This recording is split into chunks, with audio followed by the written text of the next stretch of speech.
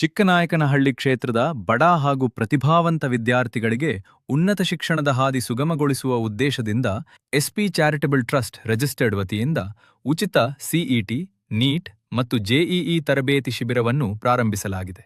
ಈ ಸಂದರ್ಭದಲ್ಲಿ ಜೆಡಿಎಸ್ ಶಾಸಕಾಂಗ ಪಕ್ಷದ ನಾಯಕರು, ಜನಪ್ರಿಯ ಶಾಸಕರಾದ ಶ್ರೀ ಸುರೇಶ್ ಬಾಬು ಸಿಬಿರವರು ಅತಿಥಿಗಳು ಹಾಗೂ ಟ್ರಸ್ಟ್ ಪದಾಧಿಕಾರಿಗಳೊಂದಿಗೆ ಸೇರಿ 250ಕ್ಕೂ ಹೆಚ್ಚು ವಿದ್ಯಾರ್ಥಿಗಳಿಗೆ ಅಧ್ಯಯನ ಮೆಟೀರಿಯಲ್, ಪುಸ್ತಕಗಳು ಹಾಗೂ ಬ್ಯಾಗ್ಗಳನ್ನು ವಿತರಿಸಲಾಯಿತು.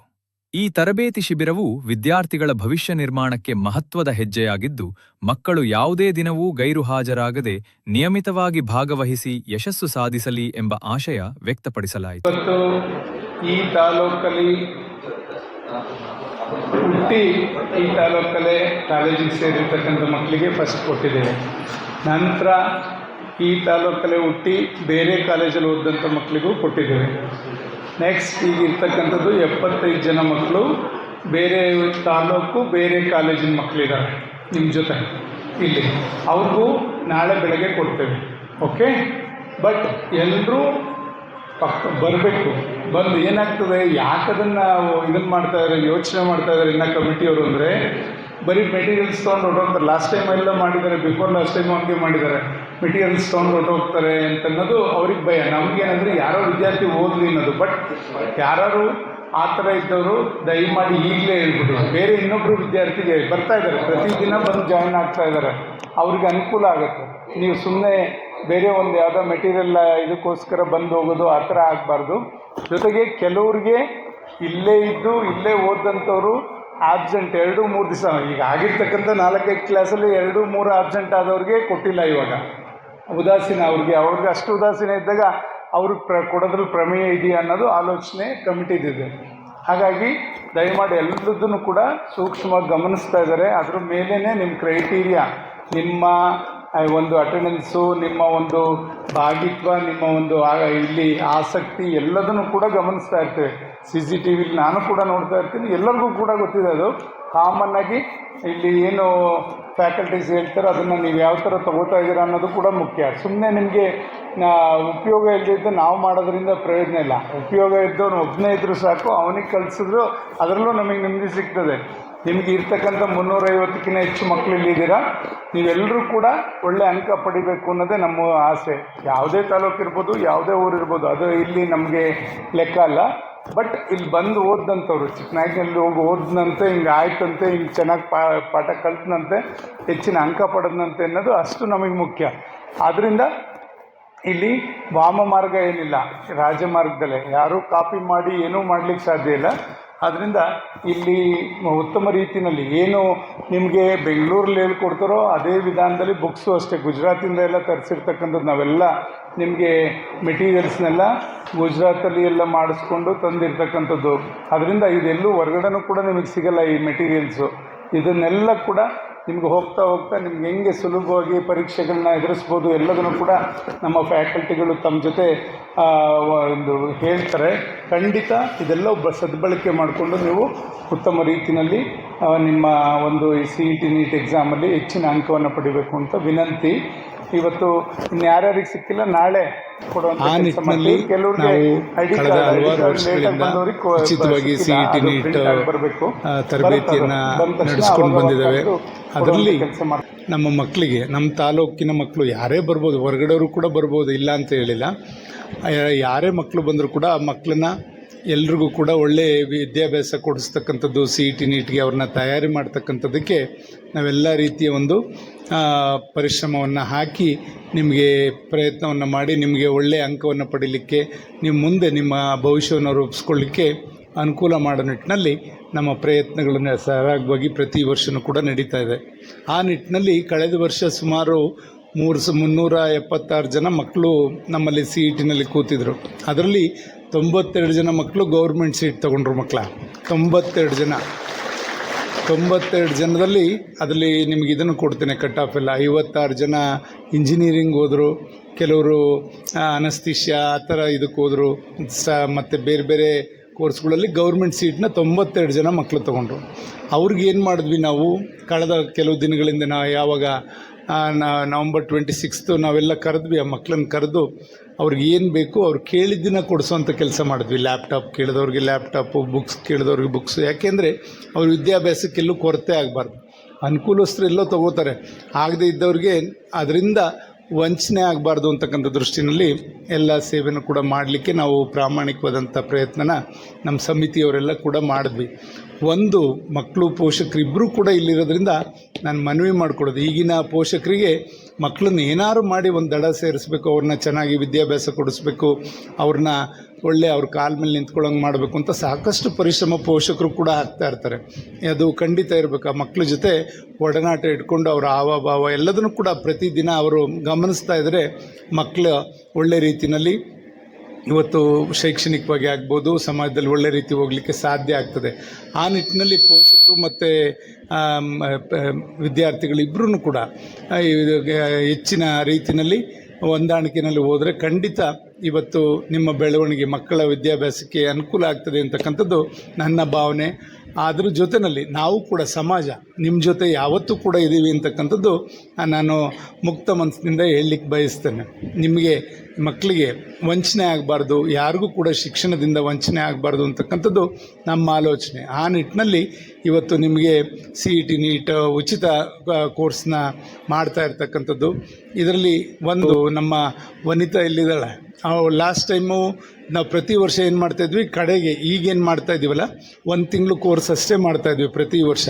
ಕಳೆದ ವರ್ಷದಿಂದ ಏನಾಯಿತು, ಇದಕ್ಕಿಂತ ಇನ್ನೂ ಗುಣಾತ್ಮಕ ಶಿಕ್ಷಣ ನೀಡಬೇಕು, ನಮ್ಮ ಮಕ್ಕಳನ್ನ ಇನ್ನೂ ಒಳ್ಳೆ ರೀತಿಯಲ್ಲಿ ತಯಾರು ಮಾಡಬೇಕು ಅಂತಕ್ಕಂಥ ದೃಷ್ಟಿಯಿಂದ ನಾವೇನು ಮಾಡಿದ್ವಿ, ಪ್ರತಿ ಭಾನುವಾರ 27 ಭಾನುವಾರಗಳು ನಿಮ್ಮ ಕ್ಲಾಸಸ್ ಇತ್ತು, ಭಾನುವಾರ ರಜೆ ಇದ್ದಿದ್ದರಿಂದ ಭಾನುವಾರ ದಿವಸ ನಾವು ಮಕ್ಕಳಿಗೆ ಕ್ಲಾಸಸನ್ನು ಮಾಡ್ತಕ್ಕಂಥದ್ದು, CET ನೀಟ್ ಕೋಚಿಂಗನ್ನು ಕೊಡಿಸ್ತಕ್ಕಂಥ ಕೆಲಸ ಮಾಡಿದ್ವಿ. ಅದರಿಂದ ಸಾಕಷ್ಟು ಅವರಿಗೆ ಪರೀಕ್ಷೆಗೂ ಕೂಡ ಅನುಕೂಲ ಆಗ್ತದೆ. ಮತ್ತು CET ನೀಟ್ನ ಹೆಂಗೆ ಬರಿಬೇಕು, ಆ ಮಾರ್ಕ್ಸ್ನ ಹೆಂಗೆ ನೀವು ಪಾಯಿಂಟ್ಔಟ್ ಮಾಡಬೇಕು, ಎಲ್ಲದೂ ಕೂಡ ಈಗ ನಮ್ಮ ಮಕ್ಕಳಿಗೆ ಅರ್ಥ ಆಗುತ್ತೆ. ಅಲ್ಲೋಗಿ ಕನ್ಫ್ಯೂಸ್ ಆಗೋದಕ್ಕಿಂತ ಇವತ್ತು ನಿಮಗೆ ಎಲ್ಲ ರೀತಿಯೂ, ಯಾಕೆಂದರೆ ನಾವು ಪ್ರತಿ ವಾರ ಪರೀಕ್ಷೆ ಮಾಡ್ತಾಯಿದ್ವಿ. ಅಲ್ಲಿ ಬಂದಂಥ ಮಕ್ಕಳು 80 ಜನ ಮಕ್ಕಳು ಇರ್ತಾಯಿದ್ರು. ಆ ಮಕ್ಕಳನ್ನು ಅವ್ರನ್ನ ಪರ್ಸೆಂಟೇಜ್ ಮೇಲೆ ಆಯ್ಕೆ ಮಾಡ್ಕೊಂಡಿದ್ವಿ. ಆ ಮಕ್ಕಳು ಪ್ರತಿ ವಾರ, ಕಳೆದ ವಾರ ಏನು ಸಬ್ಜೆಕ್ಟ್ ಮಾಡಿದ್ರು ಒಂದು ಚಾಪ್ಟರ್ನ, ಅದಕ್ಕೆ ನೆಕ್ಸ್ಟ್ ಡೇ ಬಂದ ತಕ್ಷಣ ಬೆಳಗ್ಗೆನೇ ಫಸ್ಟ್ 1 ಅವರು ಟೆಸ್ಟ್ ಮಾಡಿ ನೆಕ್ಸ್ಟ್ ಪಾಠವನ್ನು ಶುರು ಮಾಡ್ತಾಯಿದ್ರು. ಅದರಿಂದ ಏನಾಗ್ತಾಯಿತ್ತು, ಮಕ್ಕಳಿಗೆ ಏನು ಮಾಡಿದ್ವಿ ಅದು ಮತ್ತೆ ಮೆಲುಕು ಹಾಕೋ ರೀತಿಯಲ್ಲಿ ಅದನ್ನು ಅರ್ಥೈಸ್ಕೊಂಡು ನೀವು ನಿಮ್ಮ ಮನಸ್ಸಲ್ಲಿ ಇಟ್ಕೊಳ್ಳಿಕ್ಕೆ ಅನುಕೂಲ ಆಗ್ತಾಯಿತ್ತು. ಈ ನಿಟ್ಟಿನಲ್ಲಿ ನಾವು ಪ್ರಯತ್ನಗಳು ಮಾಡಿದ್ವಿ. ನಮ್ಮ ವನಿತಾ ಫಸ್ಟ್ ಇಯರ್ PUC ಅವಳು 625 ಅಂಕಕ್ಕೆ 608 ಅಂಕ ಪಡ್ಕೊಂಡಿದ್ಲು. ನಮ್ಮ ಇದು ಎಳ್ನೋಡು ಮಗು, ಅವಳು ಫಸ್ಟ್ ಇಯರ್ಗೆ ನೀವೇನಾದ್ರು ಕೂಡ ಫಸ್ಟ್ ಇಯರ್ PUCವರೆಗೂ ಕೂಡ CET ನೀಟ್ ಕೊಡಿಸ್ತೀವಿ ಅಂದರೆ ನಾನು ಇಲ್ಲೇ ಗೌರ್ಮೆಂಟ್ ಕಾಲೇಜಿಗೆ ಸೇರ್ಕೋತೀನಿ ಅಂತಂದು. ಒಂದು ಮಗು ಆದರೂ ಅಷ್ಟೇ, 1000 ಜನ ಆದರೂ ಅಷ್ಟೇ. ಒಂದು ಮಗುಗೆ ಬೇರೆಯವ್ರು ಒಂದೇ ಮಗು ಅಂತ ನಾವು ವಂಚನೆ ಮಾಡಲಿಕ್ಕೆ ಹೋಗಲ್ಲ.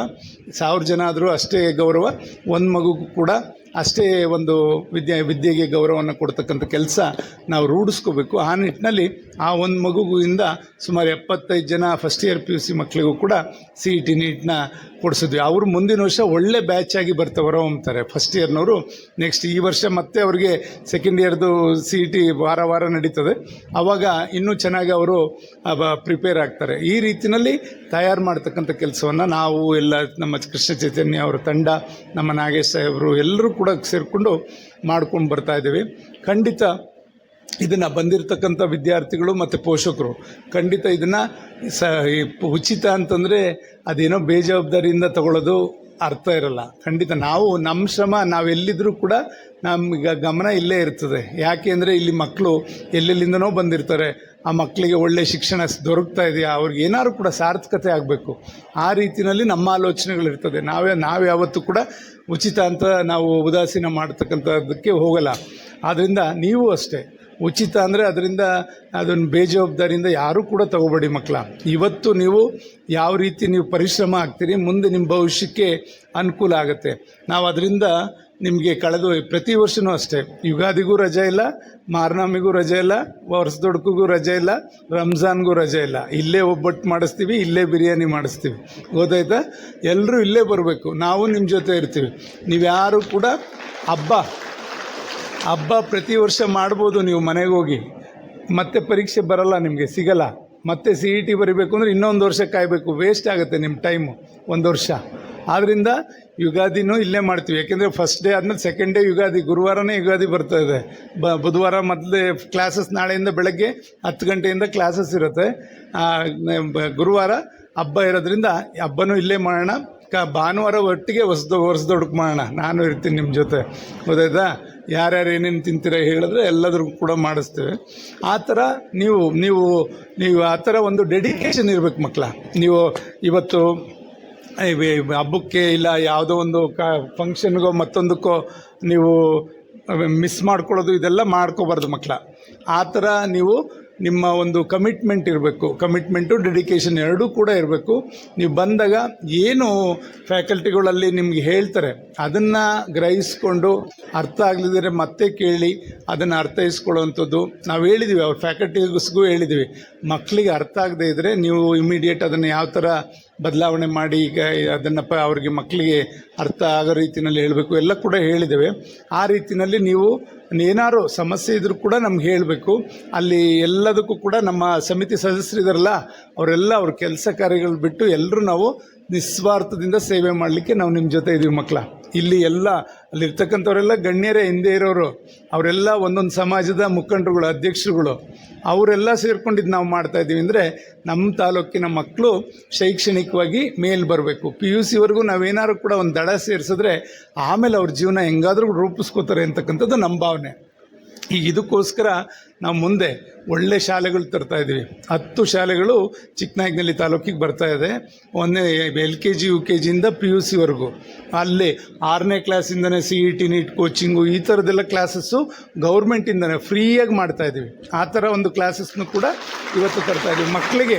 ಮಕ್ಕಳಿಗೆ PUCವರೆಗೂ ನಾವೇನಾದರೂ ಕೂಡ ನಾವು ಇದನ್ನು ಫಾರಿನಲ್ಲೆಲ್ಲ ನೋಡ್ಕೊಂಬಂದಿದ್ದೆ. ನಾನು ಹೋದಾಗ ಸರ್, ಅಮೆರಿಕದಲ್ಲೆಲ್ಲ ಸೇಮ್ ಸಿಸ್ಟಮ್ಮು.